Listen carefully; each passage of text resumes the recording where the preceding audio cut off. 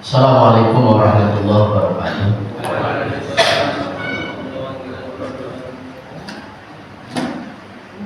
Bismillah, walhamdulillah, wassalatu wassalamu ala rasulillah Sayyidina Muhammad bin Sayyidina Abdullah wa ala alihi wa sahbihi wa mawala amma ba'd.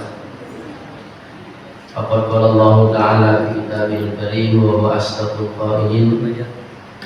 Ya ayyuhalladzina amanu taqullaha haqqa tuqatih wa la tamutunna illa wa antum muslimun.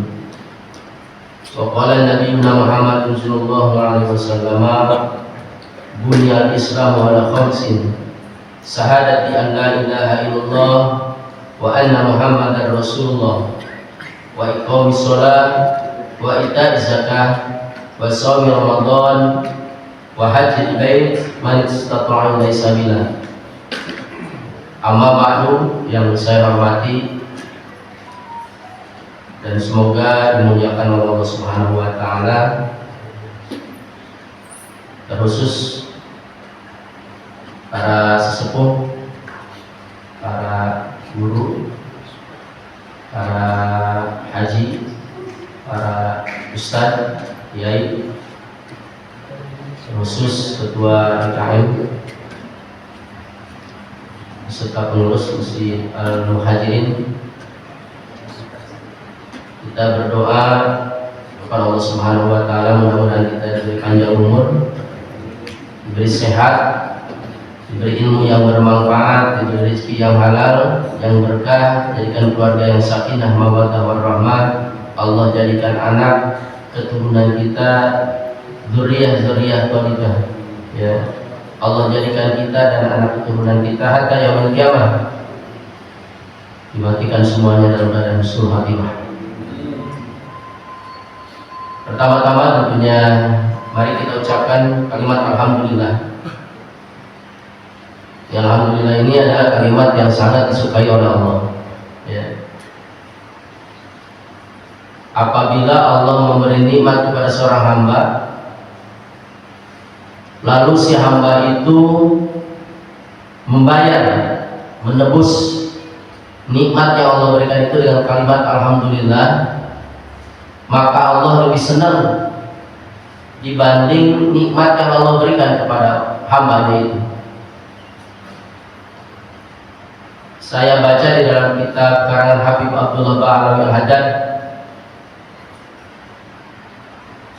di situ dijelaskan, "Lau anna dunya kullaha bihadzafiriha biyadi rajulin min ummati summa yaqulu alhamdulillah kana dzalikal maqam ahabbu ilallah." Lau anna dunya kullaha bihadzafiriha, kata baginda Rasul, andaikan dunia semuanya. Kalau bahasa ilmu nahwu itu kullaha itu taukid, ya. Jadi tidak ada tersisa dunia itu, ditaukidkan lagi bihadzafiriha, dengan semua isinya. Jadi dunia itu sama isinya semuanya, ya. Apakah itu emasnya, apakah itu peraknya, apakah itu berliannya, ya, dikasihkan kepada tangan satu umat Nabi Muhammad. Kayak apa? Jadi umat Nabi Muhammad itu satu orang, satu tangan dikasih dunia dan isinya, ya. Bukan separuh dunia, semuanya. Summa yaqulu alhamdulillah, lalu si hamba itu mengucapkan kalimat alhamdulillah. Kalimat alhamdulillah kepada Allah. Kalau sama orang kita terima kasih, ya. Tapi biasanya ujung-ujungnya terima kasih alhamdulillah. Ya, ada orang bawain nama kita jauh-jauh, kita terima kasih kagak, ngomong kagak. Kira-kira yang bawain kira-kira seneng nggak? Karena capek, orang kehujanan. Tapi kalau orang yang menerima itu terima kasih alhamdulillah, biar berkah dan Pak paling pakai doa dan macam-macam. Itu orang walaupun capek, walaupun kehujanan hilang. Demikian Allah Subhanahu wa taala ketika memberi nikmat kepada seorang hambanya, awal dari kita sebagai hamba orang yang bersyukur kepada Allah adalah mengucapkan alhamdulillah. Ini orang kalau mengucapkan alhamdulillah nih dimasukin sama Allah yang bersyukur. Awal bersyukur. Ya. Makanya asyukru rubatan as-salamu ala Allah atau as-salamu ala mun'im. Syukur menurut bahasa adalah memuji-muji Allah atau memuji orang atau memuji sang maha pemberi. Makanya kalau kita mau doa itu, kalau kita mau doa itu capatnya kita mengucapkan alhamdulillah. Adabnya begitu. Ya. Di dalam satu hadis lain dinyatakan oleh Rasulullah, "Man an'amallahu 'ala 'abdin bi ni'matin tsumma yaqulu alhamdulillah wa qad adda syukraha." Rawahu Hakim. Tidaklah Allah memberi nikmat kepada seorang hamba, lalu si hamba itu mengucapkan alhamdulillah sebagai tanda terima kasih, maka Allah masukkan si hamba itu termasuk hamba yang bersyukur. Makanya ada ayat yang nyindir kita nih. Kata Allah, wa qalilun min ibadiyash syakur. Dan bermula sedikit sekali. Kalau kita belajar ilmu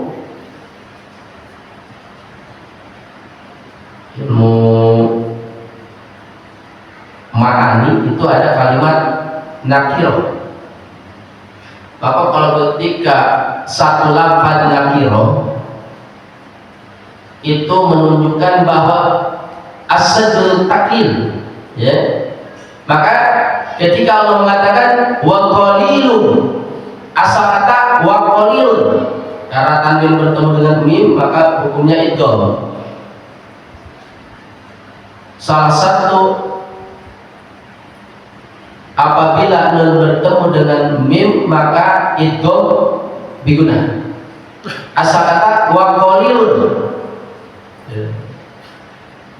bermula sangat sedikit. Ini pakai sangat. Bermula sangat sedikit min ibadi dari hamba-hambaku as-syakur yang bersyukur. Maka sering saya ulang-ulang karena memang di sering ulang-ulang. Yang dimaksud dengan syukur secara hakikat, kalau tadi cuma alhamdulillah, Allah senang. Ketika kita mendapat nikmat dari Allah, kita balas dengan alhamdulillah, Allah senang. Tapi lebih senang lagi bi an tusarrifa jami'an ni'amillahi bi ta'ati. Maka secara hakikat bersyukur kepada Allah Subhanahu wa taala adalah mempergunakan semua nikmat yang Allah berikan untuk taat kepada Allah. Bapak, mari kita bersyukur alhamdulillah kita dapat silaturahmi di sini, sama-sama mengerjakan sholat maghrib berjamaah. Ini adalah nikmat yang sangat besar. Karena Bapak-bapak sekalian, untuk bisa kita hadir di masjid, untuk bisa mengaji seperti ini sulit, Pak. Suatu hari Abdullah bin Umi Maktum, Abdullah bin Umi Maktum ini adalah sahabat Rasul yang buta. Dari Masjid Nabawi itu rumahnya 5 kilo. Mungkin kalau diukur dari Masjid Al-Muhajirin mungkin ke Jilbud ya, Jilbudan. Berbincang-bincang ini Abdullah bin Umi Maktum bersama Rasulullah dengan tujuan, kata Abdullah bin Umi Maktum, ya Rasulullah, hal di rukhsah, usalliya fi baiti ma'a usrati fa inna baiti ba'id wa laysa liqa'id. Ya Rasul, saya datang kemari pengen dapat keringanan dari engkau. Saya pengen sholat di rumah sama istri anak saya, karena nggak ada yang nuntun saya ke masjid ini. Rumah saya jauh, nggak ada yang nuntun. Boleh nggak saya nggak ikut sholat di masjid bersama engkau ya Rasul? Saya sholat sama istri anak saya aja di mana? Kalau bahasa kamu gitu, kata Nabi. Karena Nabi tahu nih, Abdullah ini rumahnya jauh, 5 kilo. Ya udah, nggak apa. Ini Abdullah kira nggak? Si buta, si rumahnya jauh, jalannya penuh dengan gurun pasir. Ya, dia pengen dapat keringanan dari baginda Rasul, bisa sholat di rumah bersama istri dan anaknya. Boleh pamitan. Ada jarak 10 meter. Nabi panggil, ya Abdullah, hasamita lillah. Abdullah, kamu dengar azan kan? Maka Abdullah, sambil berdiri dari Rasulullah, saya dengar azan. Fa'ajib ya Abdullah, maka enggak ada keringanan darimu untuk meninggalkan sholat di masjid. Si buta yang rumahnya jauh 5 kilo kan?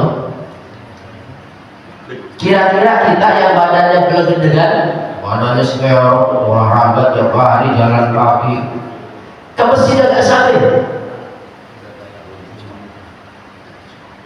Kenapa? Dia tidak bisa jadi hamba yang bersyukur. Saya dulu itu tahun 85 di desa saya itu masjid cuma ada 1. Mungkin di sini juga belum ada masjid karena memang sawah kalau saya. Ya. Ada masjid kalau nggak salah di Kiai Muhtar, Sanggerahan, kali Sanggerahan yang naik pasar. Ya. Dan sekarang ini masjid kita lihat lebih dekat. Ya. Makanya Rasulullah itu pernah menceritakan tentang umat Nabi Muhammad nanti mau masuk surga.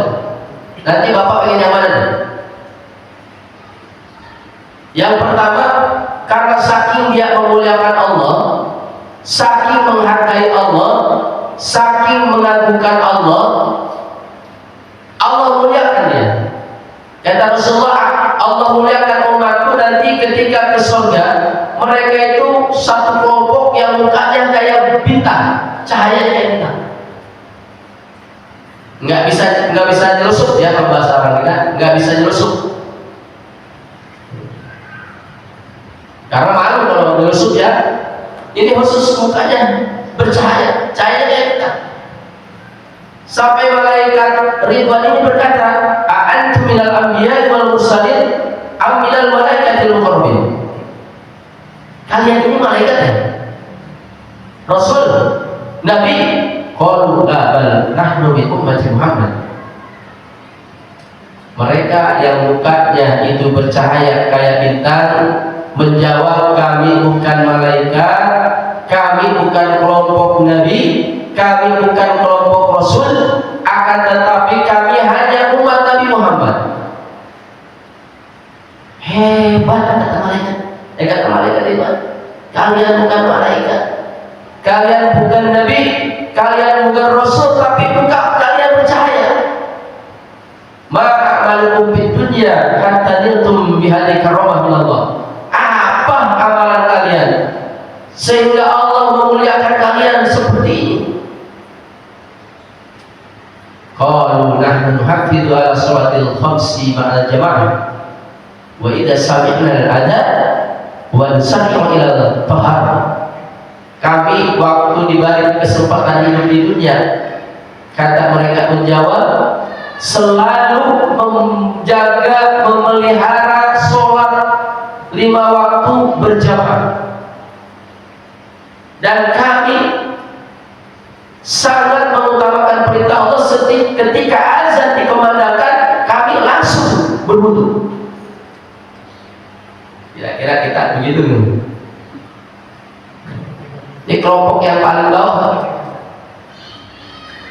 Jadi kalau di bawah itu nggak dimuliakan nama Allah. Ini para paling bawah nih. Hebat malaikat. Ya ta'ajjabun, sehingga malaikat wala fadkhulul jannata khalidina fiha. Silakan kalian masuk ke surga kekal selamanya. Kata malaikat itu luar biasa umat Nabi Muhammad. Tiba-tiba ada lagi di umat. Yasulullah ta'ala wujuhum kal-kamari lailal badri, kata Rasul. Ternyata ada lagi kelompok umat Nabi Muhammad, umat manusia yang mukanya lebih bercahaya lagi kayak tadi. Ini mah bercahaya kayak bulan purnama. Ya kan, kalau muka kita sekarang nggak ada cahayanya, Pak. Ya. Biar putih juga nggak ada cahayanya. Kata malaikat Ridwan, pasti ini malaikat nih, pasti ini Rasul, pasti ini Nabi. Qalu la bal nahnu min ummati Muhammad. Kata ini orang sekelompok umat yang dikata oleh malaikat Ridwan, malaikat Nabi dan Rasul, menjawab, kami bukan Nabi, bukan malaikat, bukan Rasul, kami hanya umat Nabi Muhammad. Jadi umat-umat yang bukan Nabi Muhammad nggak ada yang diberikan kemuliaan seperti itu. Lalu dengan apa amalan kalian sehingga kalian bercahaya muka sekali seperti ini? Qalu wa idza sami'na nidaa tawadda'na. Kami ini sudah terbiasa waktu di dunia dulu. Apabila azan dikumandangkan kami sudah biasa punya dulu. Wah, bentar lagi aja nih, bodoh. Allahu Akbar, Allahu Akbar. Nggak punya bodoh. Waduh, hebat kata malaikat Ridwan di umat Nabi Muhammad tuh. Balhuwa bisalamin aminin, silahkan kalian masuk selamat kekal di dalam. Luar biasa kata malaikat Ridwan.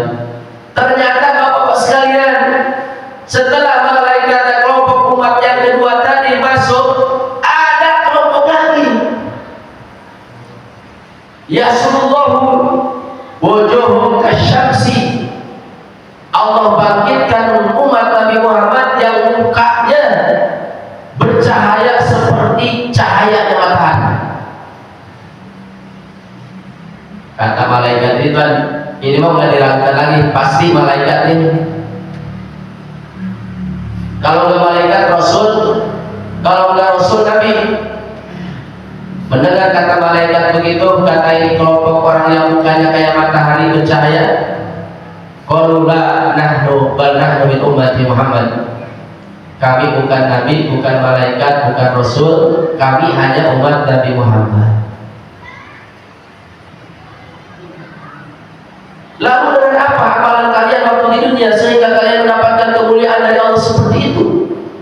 Mereka menjawab, kami adalah umat yang selalu menjaga sholat di waktu berjamaah, dan ketika azan dikumandangkan kami sudah duduk bersimpuh di dalam masjid. Monggo Bapak mau di hari kiamat nanti yang mana, kelompok yang mana? Apa yang kayak matahari? Apa yang kayak bulan? Apa yang kayak bintang? Apa tidak termasuk kelompok yang tiga itu? Makanya Rasul, para sahabat, para tabi'in, para tabi'in, bahkan saya baca manaqib para wali, ya, bahkan terus ke sini seperti Syekh Abdullah Ba'alawi, beliau umur 2 tahun matanya buta, itu dari mulai umur 2 tahun yang matanya buta tidak pernah meninggalkan sholat berjamaah, Bapak sekalian, sampai wafatnya beliau dari umur 2 tahun juga. Kenapa mereka seperti begitu? Karena memang mereka tidak ada masalah, Pak.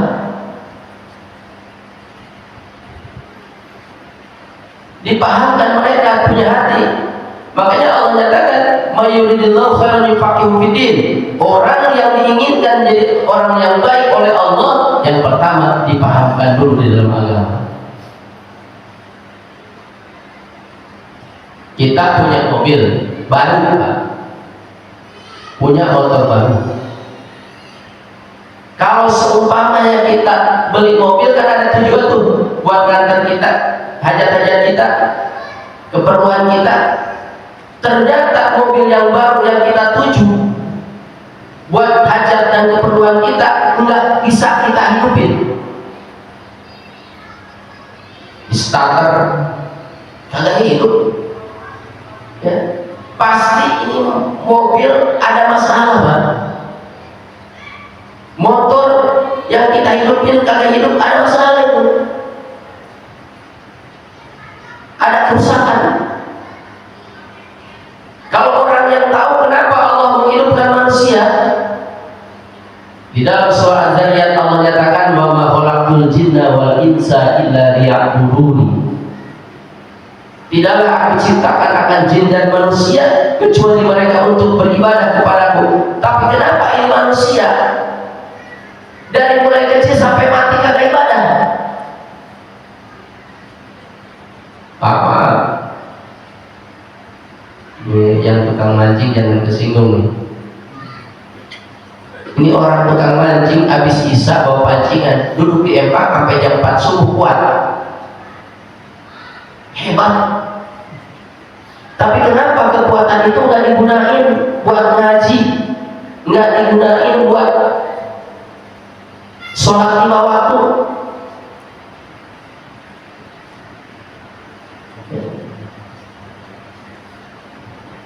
Tadi dijelaskan tuh, sampai seperti itu. Saking Allah memuliakan hambanya yang memuliakan Allah.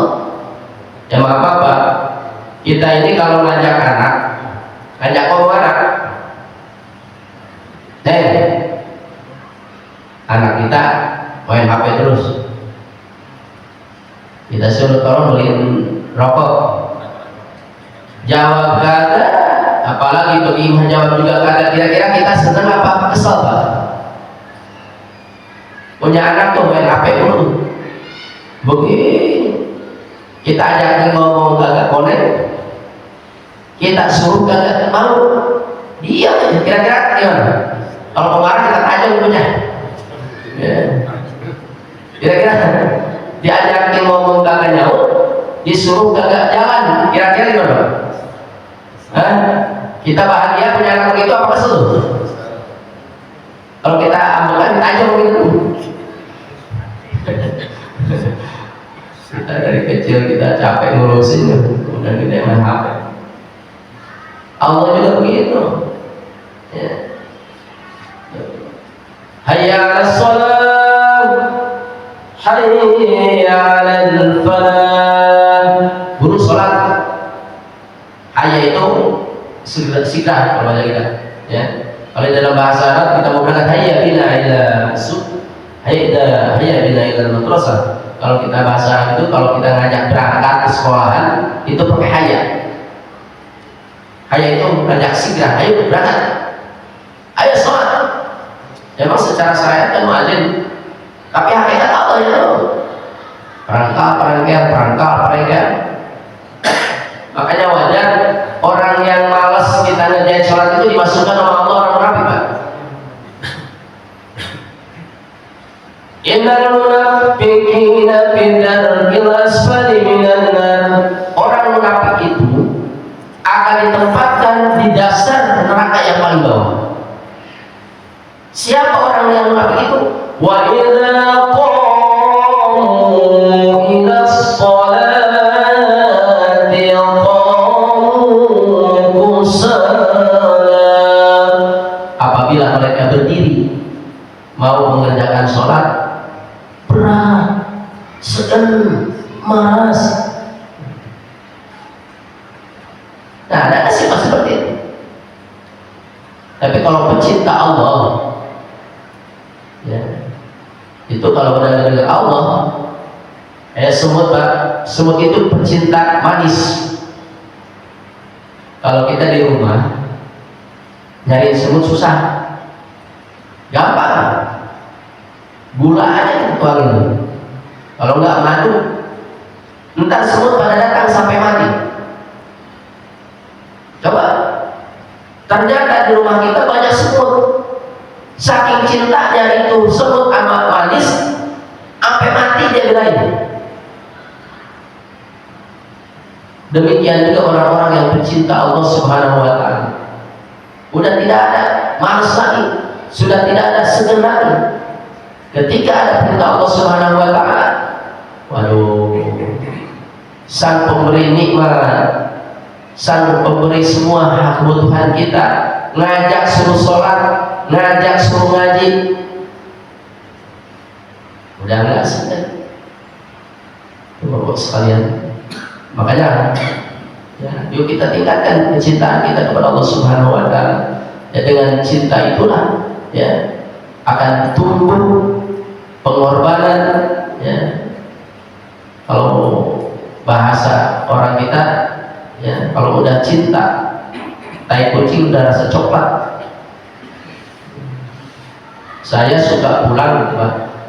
Suka pulang lewat Kolibin, Bapak. Kolibin itu ya, saya pulang itu kalau ngaji lewat Kolibing itu jam 8 atau setengah 9, bahkan jam 9 itu kadang-kadang Kolibing suka ada orang, 2 orang laki perempuan.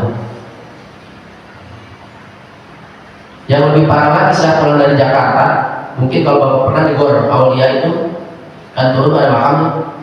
Saya pulang dari Jakarta jam 2, Pak. Di situ ada laki-laki perempuan di pinggir makam. Sering saya kalau ini bocah malam Jumat lagi. Padahal kalau kita ini mengkhususkan kita di dekat makam diam, loh takut kita. Kenapa itu bocah dekat Kolibing yang hutan berani? Karena bersama yang dicintai. Kenapa itu bocah jam 2 malam Jumat berduaan padahal di dekat makam? Kagak takut. Karena bersama yang dicintai. Mungkin Bapak juga pernah jadi anak muda ya. Ini kalau SMS-an sama orang yang kita senengin, awet tuh ya. Tapi kalau ada yang SMS sama orang kita yang kesel kita dia ya, pasti kita, jangankan kita lama SMS zaman dulu mas, cepat. Makanya Rasul mengatakan alamatu hubbillah, salah satu ciri orang cinta itu kepada Allah hubbu dzikrillah. Sangat cinta, dia ingat kepada Allah. Innamal mu'minuna idza dzukirallahu wajilat qulubuhum. Sungguh orang yang beriman itu apabila disebut nama Allah gemetar. Maka Rasul mengatakan udzurullaha hatta yuqalu majnun. Sebut Allah sampai kalian disebut sama orang jadi orang gila. Ini kita lidah kita ini ya, banyak ganggunya kita. Dari pagi sampai sore, sampai sekarang ini, dari pagi tadi sampai sore, berapa tahlil yang kita baca, berapa tasbih yang kita baca, berapa tahmid yang kita baca. Bagusnya kita habis sholat baca subhanallah 33, alhamdulillah 33, Allahu akbar 33. Kalau nggak sholat agak baca istighfar, Pak, istighfar. Abang-abang Nabi itu nyontohin 3, salah sama 3, udah sampai mati 3. Saya cerita dari guru saya. Jadi ada santri pengen melihat setan, bukan setan ya. Setan itu yang goda kita. Itu lagi sholat, dia sholat Allahu Akbar, 2 rakaat salam Allahu Akbar, dipanggil sama kiai. Sampean ini sholat nggak berhenti, pengen apa? Pak Kiai, saya pengen lihat setan. Kata kiai, jangan jangan banyakin sholat, banyakin istighfar. Baca istighfar. Kalau belum lihat setan, jangan berhenti. Karena dikasih ijazah sama kiai dia istighfar, tuh belum kelihatan juga setan banyak sudah. Tanpa disadari itu setan Pak, kelihatan. Pas kelihatan merinding ya. Ternyata setan itu banyaknya luar biasa. Kalau di dalam kitab Kutubus Sab'ah, kalau anak manusia lahir 1, setan itu lahir 8.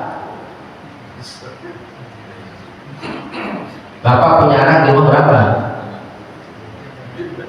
Ya, kalau punya anak 8, berarti 8 kali banyakkan anak kita, banyakkan setan di rumah. Begitu. Mungkin kalau Bapak naik kereta pagi itu jam 5 atau jam 6 di kereta, itu orang sambil tidur bisa, saking padatnya. Itu setan lebih banyak dari itu. Yang paling banyak itu di kamar kosong, di kamar mandi, di gudang. Makanya kenapa kita itu diajarkan oleh baginda Rasul, itu kalau kita masuk rumah jangan lupa baca doa. Kira-kira apa nggak baca doa? Karena nggak dibaca jadi ngapal ya. Sebenarnya kalau dibaca mah tiap hari kan kita nggak lupa tuh, pagi sore sampai sore itu nggak keluar rumah masuk rumah, keluar rumah masuk rumah pasti. Karena kita nggak ikuti Nabi, jadi nggak hafal ya. Kata Rasul, ya, man dakhala baitihi wa qala inda duhuri, barang siapa yang masuk rumah dan dia membaca doa ketika masuk rumahnya, Allahumma inni as'aluka khairal maulidi wa khairal makhraji, bismillahi walajna wa bismillahi kharajna wa ala Allahi rabbina tawakkalna, wa qala syaitanu li ikhwani, maka setan berkata ke saudara-saudaranya. Berarti banyak. Kalau bahasa ilmu nahwu itu mufrad syaiton, kalau dua musana syaitoni, tapi kalau banyak sayatin. Mesin, masjid 1 masjid, kalau 2 masjidani, kalau banyak masajid. Itu di dalam ilmu nahwu seperti itu. Maka ketua setan, jadi setan juga ada ketuanya, berkata ketua setan kepada saudara-saudaranya semua, ya ma'asyiras sayatin, hei para setan sekalian, la mabita lakumul yauma, malam ini, hari ini kita tidak bisa masuk rumah ini. Cek sunama wayahna kudu tidur ditelitikan. Tuh setan telitikan semuanya pada baris.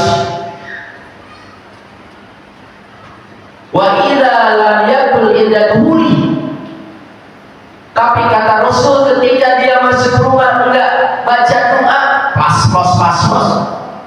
Wa qala syaitanu li ikhwani, maka berkata setan kepada saudara-saudaranya, ya ma'asyiras sayatin adraktumul mabita, hei saudara-saudaraku para setan, rumah ini sekarang milik kita. Makanya itu rumah tuh yang enggak dibacain doa, di kamar penuh, kamar tempat tidur kita setan banyak. Ada yang bocor, ada yang belantungan, ada yang di kolong. Bahkan di dalam kitab Ihya Ulumuddin diceritakan ada 2 setan bertemu Pak. Yang pertama setan yang tipis, lebih tipis daripada seng. Jadi tulangnya sama badannya itu sama dagingnya tipis, lebih tipis dari sini. Yang satu lagi sepadan lebih gemuk dari badan. Kata setan yang gemuk ngomong sama setan yang tipis. Kalau bahasa orang Betawi, ente kok kurus amat. Kata setan yang tipis, gimana enggak kurus saya?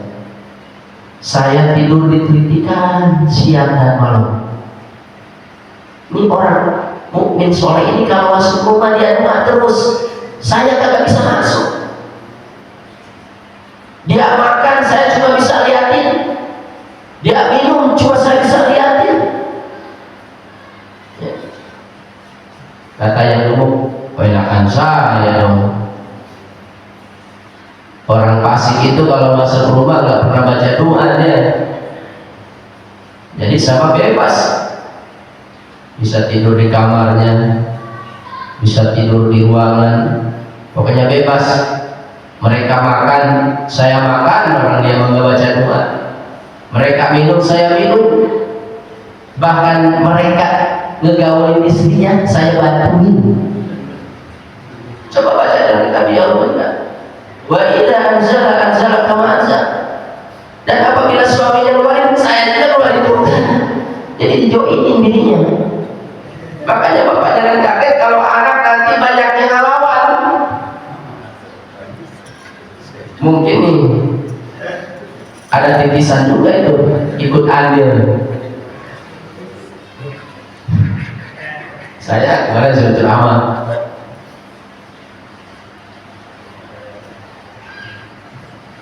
Di Bojonggede Pak, kadang-kadang Bojonggede saya ceramah nikahan dengan baca maulid, ceramah. Itu malam secara umum boleh-boleh aja. Mau malam Senin, Selasa, Rabu, Kamis, Jumat, Sabtu, Minggu, atau Senin lagi seminggu, boleh menggauli istrinya. Paling juga gempor seminggu nggak berhenti. Tapi yang paling bagus ketika kita ada hajat kepada istri kita, yang paling bagus malam Senin dan malam Jumat. Apakah Selasa boleh? Boleh. Rabu boleh. Kamis boleh. Sabtu boleh. Minggu boleh. Ya. Tapi ada malam yang paling nanti ada akibat, yaitu malam Rebo. Itu kalau seseorang menggauli istrinya malam Rebo, ternyata ditakdirkan itu jadi anak, maka anaknya nanti akan jadi tukang santet. Awas hati, makanya kalau pentingnya itu ceramah, gitu, kadang-kadang ya maaf nanggap dangdut bukannya nggak boleh itu, tapi kan di dangdut kan nggak dinasehatin, paling assalamualaikum doang. Artis itu cakepnya assalamualaikum doang, assalamualaikum warahmatullahi wabarakatuh, tapi ujungnya mau digoyang, nggak mungkin tuh. Kasih nasihat ya. Tuh. Yang kedua, malam takbiran. Ya orang-orang takbiran di masjid, Allahu Akbar, Allahu Akbar, dia berdiranjang. Bagaimana kalau andai kata itu orang menggauli istrinya malam takbiran jadi anak, takdirnya jadi anak, maka anaknya akan bebel, sulit memahami agama. Sama Ustaz pengennya kesel banget, Ustaz. Jadi kalau sebuah mungkin aja kalau kita doang nggak sebisa cuma Ustaz ini mungkin kita kalau takbiran tuh begini tuh. Sama Ustaz juga nggak boleh ya. Ustaz siapa aja nggak boleh, selama mereka ya, berbuat baik, ngajak kebaikan, contohin yang baik, nggak boleh kesel kita. Kecuali kalau menyesatkan barangkali itu juga nggak boleh sama orang ya, sama sifatnya. Tuh. Saya pernah ngajar anak itu, ini yang ini Pak Ikron beli apa? A. Yang ini Pak, ini Batak. Itu kurang lebih hampir 1 tahun, balik lagi nggak apa lagi. Dioper ke Tolibin, itu Bapak kenapa Tolibinnya? Ustaz Abdul Hakim itu 3 tahun. Itu bocah belajar batasannya, balik lagi ke hafal. Saya bercanda sama ibunya atau sama mama. Teh, kan masih muda. Teh, saya mau nanya, boleh? Emang kenapa Pak Ustaz? Ini jangan-jangan nih bocah nih bikinnya malam takbiran kali. Kok Ustaz tahu nih? Tadi kok Ustaz tahu? Ya kita nggak bilang gitu sih, nggak bilang kayak tadi saya. Anak yang ketika digaulin itu malam takbiran, ditakdirkan digaul dari anak itu akan pukulnya luar biasa. Nggak disampaikan begitu apa saya, aku putus asa namanya. Itu udah selesai kalau ini selesai kenal kan. Coba intro 1 aja susahnya luar biasa, tahun-tahun Pak. Ya Allah. Jadi jangan sembarangan, memang secara boleh aja loh, malamnya boleh aja. Cuma nanti akibatnya. Bahkan paling cakep di dalam kitab Qur'anul Tuyun, yang paling bagus kalau kita baca Yasin dulu. Habis sholat, wudhu, ngadepin istri kita baca Yasin. Habis Yasin tabarok. Habis tabarok Waqi'ah. Habis Waqi'ah Al-Nasroh, ayat kursi. Wow. Alam Anas, kata baca muda kelamaan itu Pak Ustaz. Ya maaf nih. Kalau kita contoh punya terigu, Bapak nggak ada ilmu pengetahuan sama sekali dan nggak mau bermodal. Ya udah nggak mau sampai modal-modalannya, nggak usah pakai ilmu Anda. Dibang bikin kue, ya udah terigu diairin, pakai garam, kemudian dimasukin ke kuali, itu akan jadi kue namanya tempe.